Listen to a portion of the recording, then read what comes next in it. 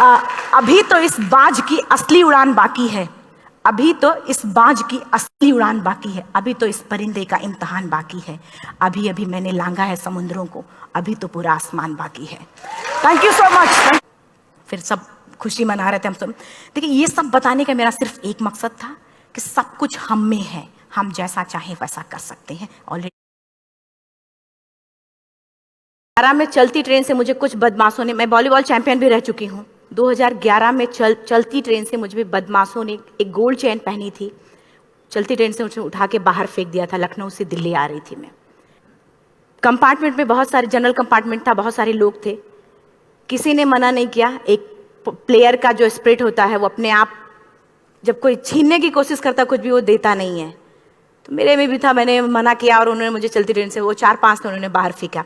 दुर्भाग्य ये था कि उसी समय दूसरी ट्रैक से ट्रेन आई और मैं उस ट्रेन में टकराई, फिर नीचे गिरी, दोनों ट्रेनें निकल गईं। कुछ देर बाद मैंने हाथ को ऐसे रख के उठने की कोशिश किया तो देखा कि मेरा पैर कट चुका था।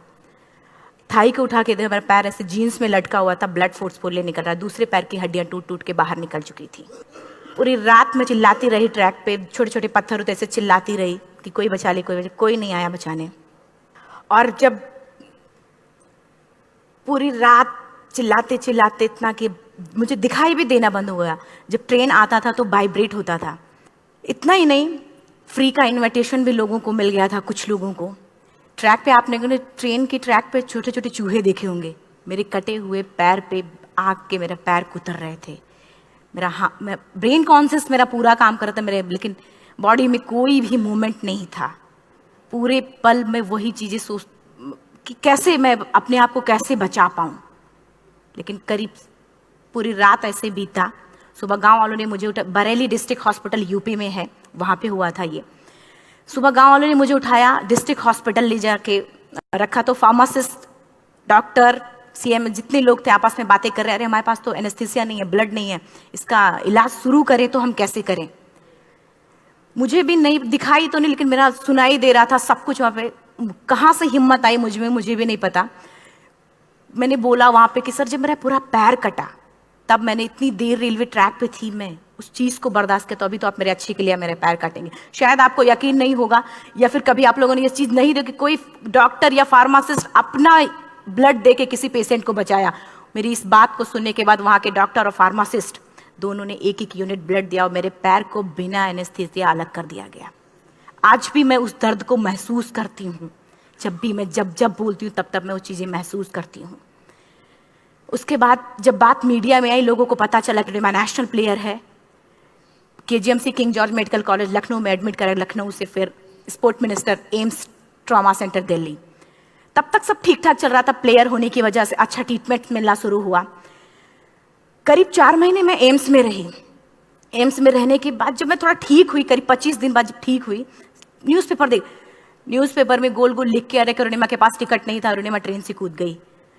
उसका खंडन किया घर वालों ने, फिर बोला कि अरुणिमा सुसाइड करने गई थी। जिस लड़की का शरीर का एक अंग कट चुका, पूरी जिंदगी का पता नहीं कि व्हील चेयर है, बैसाखी, या पता, यहाँ तक कि मेरे स्पाइन में 3 फ्रैक्चर था, मुझे ये भी नहीं पता था कि मैं बेड से उठ भी पाऊंगी कि नहीं।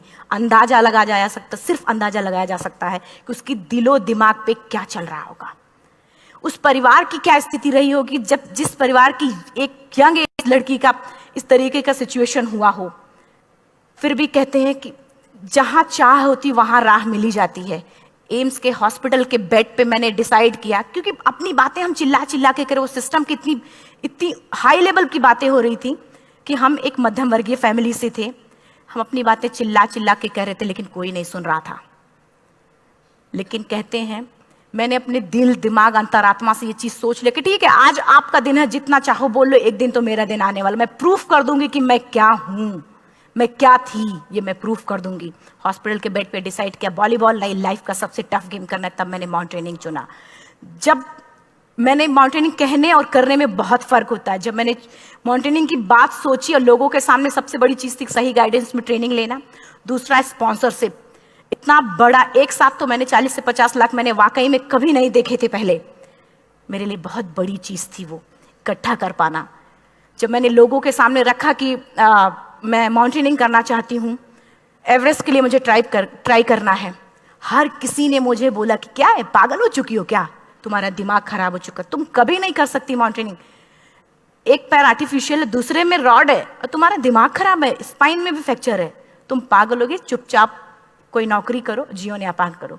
क्योंकि लोगों का सबसे बड़ा प्रॉब्लम ये होता है, लोग फिजिकल देखते, पैरों को मेरी अंतरात्मा में क्या चल रहा था वो तो किसी को पता ही नहीं था।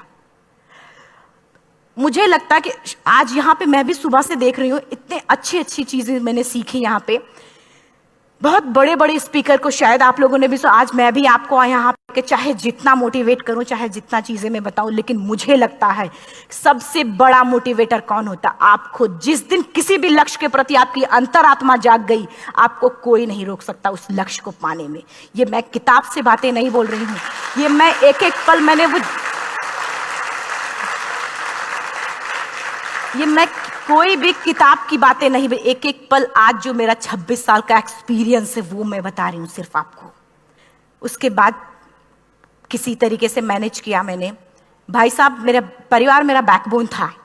परिवार ने मुझे, भाई साहब ने मुझे कहा कि मैडम बछेंद्री पाल जिन्होंने 1984 में एवरेस्ट समिट किया, उनसे मिलते हैं, वो जरूर कुछ ना कुछ करेंगे।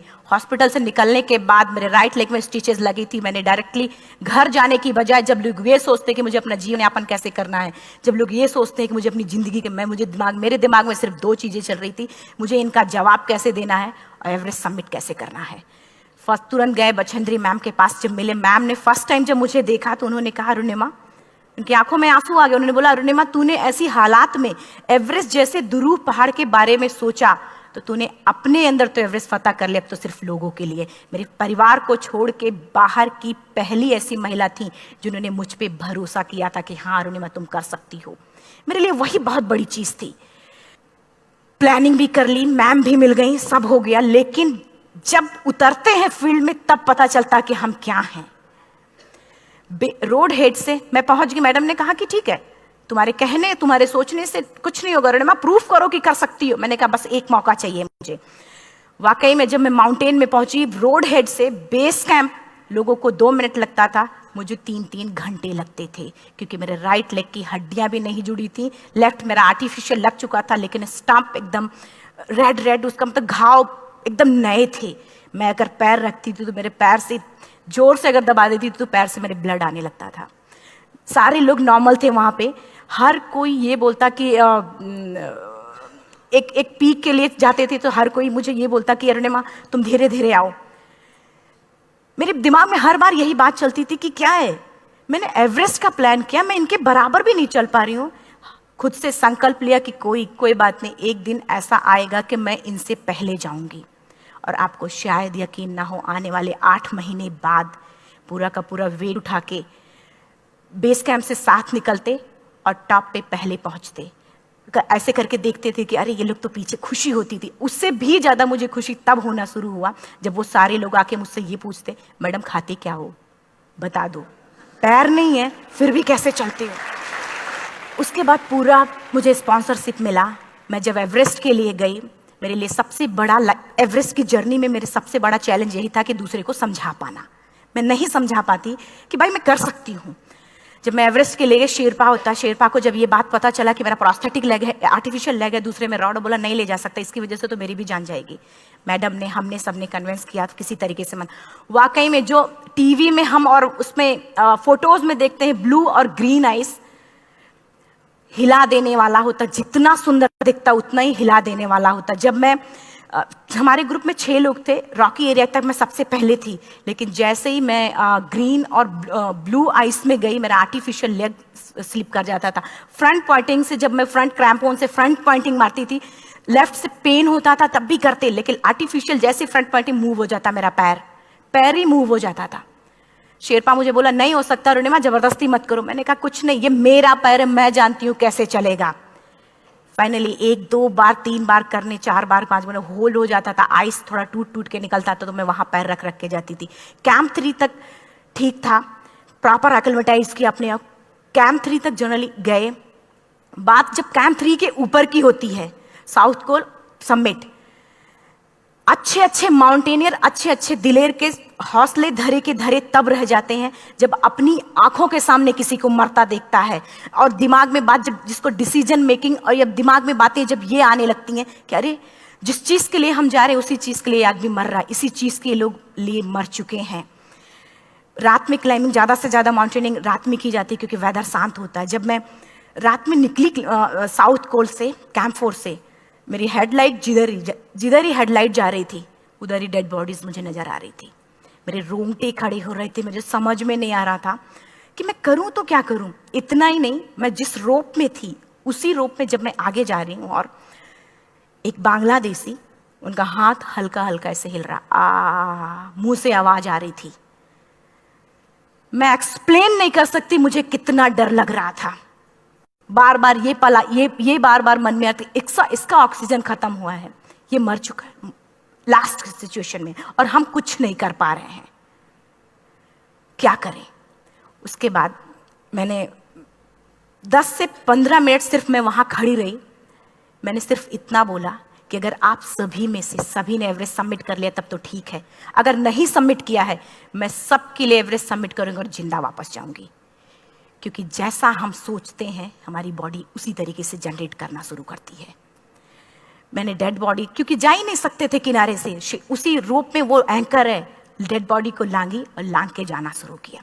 हिलेरी स्टेप साउथ समिट के करीब जब मैं खुद पहुंची, मेरे शेरपा ने एक जोर से झटका मुझे दिया कि अरुणिमा वापस चलो, तुम्हारा ऑक्सीजन खत्म हो रहा है। हिलेरी स्टेप के बाद एवरेस्ट समिट है, थोड़ा चलने के बाद एवरेस्ट समिट है। अगर कोई आपसे ये बोले, आप अपने टारगेट के इतने करीब हो, अगर कोई आपसे ये बोले कि अरुणिमा वापस चलो, कैसा लगता है? मैंने भी यही बोला, सर क्या बोल रहे हो आप, मैं नहीं जाऊंगी वापस।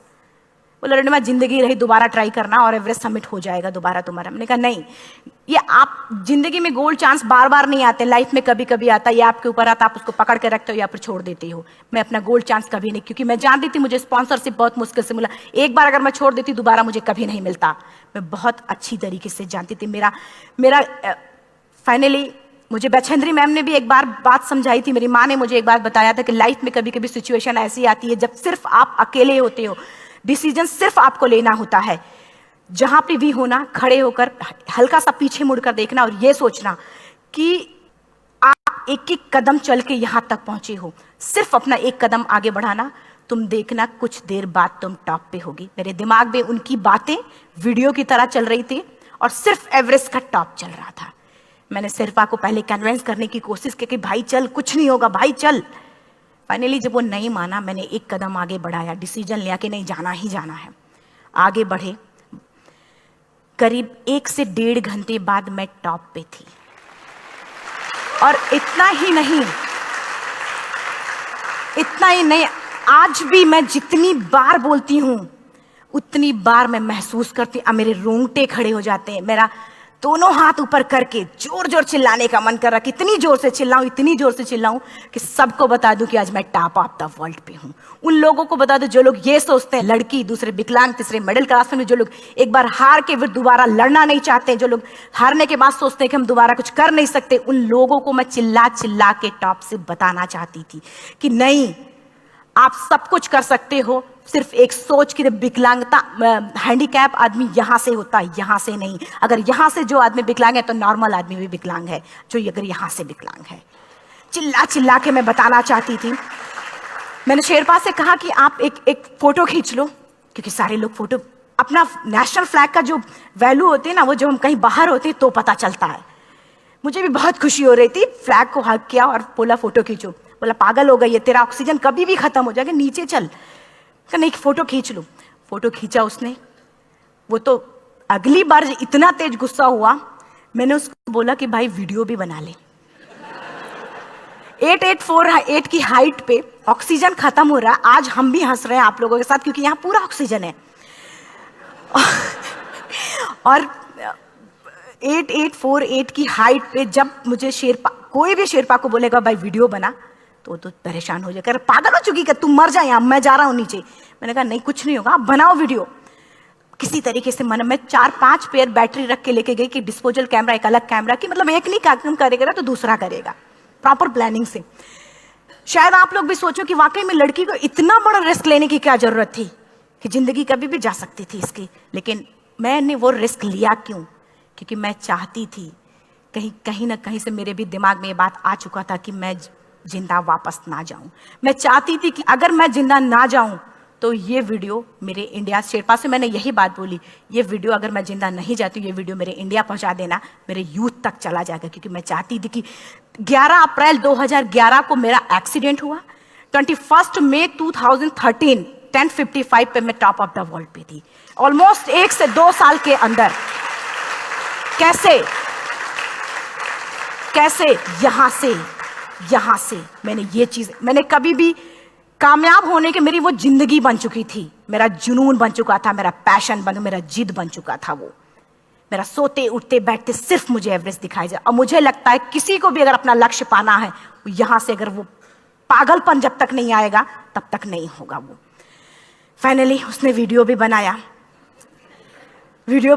बोल रहा फटाफट रोनिमा नीचे भागो। जब मैं टॉप पे थी तो कुछ लोग और भी थे, लेकिन 10:55 पे मैंने एवरेस्ट समिट, 11 बजे के बाद अगर कोई अटैम्प्ट करने की कोशिश करता है उसको सुसाइड अटैम्प्ट बोलते हैं। जैसे ही मैं नीचे चलना शुरू की, मैंने कहा भाई हाँ चल नीचे चलते हैं। ज़्यादा से ज़्यादा मौतें नीचे आते वक्त होती हैं एवरेस्ट पे। जब मैं नीचे आ रही हूँ, थोड़ा दूर ही मैं नीचे चली थी, मेरा ऑक्सीजन पूरी तरीके से खत्म। सिर्फ अंदाजा लगाया सकता कि जब ऑक्सीजन खत्म हुआ क्या परिस्थिति रही होगी। मैं ऐसे नीचे गिर गई और शेरपा मुझे बोला कि रोनिमा मुझे यकीन नहीं था कि तू एवरेस्ट सबमिट कर पाएगी, लेकिन फिर भी तूने किया। मैं चाहता हूँ कि रोनिमा जिंदा चल, तू वापस उठ, खड़ी हो। मुझे खड़ा करने की वो कोशिश कर रहा था बार बार, मैं खड़ी नहीं हो पा रही थी, वाकई में दम ही नहीं था। लेकिन फिर भी कहते हैं कि जैसे हमारे नियम होते हैं वैसे ऊपर वाले के भी नियम है। उसकी लिस्ट में जब मेरा नाम नहीं है तो वो मुझे नहीं ले जा सकता। अगर दूसरी चीज, मेरा कॉन्सेप्ट एकदम क्लियर हो चुका था। जब रेलवे ट्रैक पे मैं थी, रेलवे ट्रैक पे 7 घंटे में पड़ी थी, 49 ट्रेन अप डाउन हुई थी, तो मेरा कॉन्सेप्ट एकदम क्लियर हो चुका था। इसका मतलब है कि ऊपर वाले ने अगर मुझे कुछ बचाया है तो कुछ ना कुछ इतिहास रचने के लिए बचाया है। मैंने पॉजिटिव तरीके से सोचा। और उसी समय एक ब्रिटिश क्लाइंबर नीचे से ऊपर आ रहा था और उसके पास 2 ऑक्सीजन, तो उसने एक को वहीं फेंका और दूसरे को लेके नीचे जाना शुरू किया क्योंकि वेदर खराब था। मेरा शेरपा मुझे एंकर किया और जाने लगा नीचे, और वो फटाफट उसको लेके आए, मुझे लगाया। उसने बोला रोनिमा तू बहुत लकी है कि तुझे यहाँ पे ऑक्सीजन मिला है। वाकई में ऊपर वाला भी चाहता कि तू जिंदा रहे। वो मुझे बार बार लकी लकी बोल रहा था। शायद आप लोग में से भी कोई होगा कि जो लक और भाग्य जैसी चीज़ों पे भी यकीन करता हो, या पता नहीं भी। मैं किसी की भावनाओं को ठेस नहीं पहुंचाना चाहते, लेकिन मैं इन किसी भी चीज़ों पे भरोसा नहीं करती, क्योंकि मेरा मानना है कि लक भी उसी का साथ देता है जिसके अंदर जीतने का जज्बा है। अगर आपके अंदर जीतने का जज्बा नहीं है, चारों तरफ सिर्फ बहाने होते हैं, सिर्फ बहाने, इतना सारा एक्सक्यूज होता है। शायद मैं भी अगर वापस आ गई होती तो मैं बोल देती मेरा ऑक्सीजन खत्म है, कोई मुझसे पूछने ना बचेंद्री मन, ना मेरा परिवार, कोई भी मुझे पूछने नहीं आता। लेकिन क्या कभी मैं अपने आप को समझा पाती? कभी नहीं। फाइनली जो भी था, लक भाग्य किस्मत में नीचे आ रही थी, बहुत खुश थी। माउंटेन, डेड बॉडीज, मेरा शेरपा, ये लोग थे। मैं किसी से शेयर भी नहीं कर पा रही थी कि अरे मैंने एवरेस्ट सबमिट किया, किसी से शेयर भी नहीं कर पा रहे थे। फटाफट मैंने नीचे हील मार के, हमारे से हील मार के नीचे आ रहे थे। एकाएक मेरा प्रोस्थेटिक लेग, पूरा का पूरा लेग ही निकल गया। -60 डिग्री तक टेम्परेचर डाउन हो जाता है एवरेस्ट पे। मेरा हाथ वगैरह ये सब ऐसे मूवमेंट, ऐसे मुड़ नहीं रहा था, ब्लड निकलने लगा था, ये सब यहाँ पे। मुझे शेरपा से मैं बोल रही हूँ कि ऑलरेडी मेरा पैर कटा हुआ है, अगर दिमाग में ये बात है कि मेरा हाथ भी काटना पड़ेगा, कैसा लगेगा मेरा दिमाग। क्योंकि ये ऐसा मूवमेंट, रेड 3 स्टेज होती हैं। रेड मेरा हो चुका था, रेड, ब्लैक, ब्लू, ब्लैक हो तो काटना पड़ेगा। तो बार बार मैं बोल रही हूँ शेरपा से कि भाई हाथ मेरा कुछ हो रहा है, इसमें मूवमेंट नहीं हो रहा है, यहाँ सबसे ब्लड हो रहा है। बोला रोनिमा कुछ नहीं, जितना नीचे जाएंगे उतना अच्छा होगा।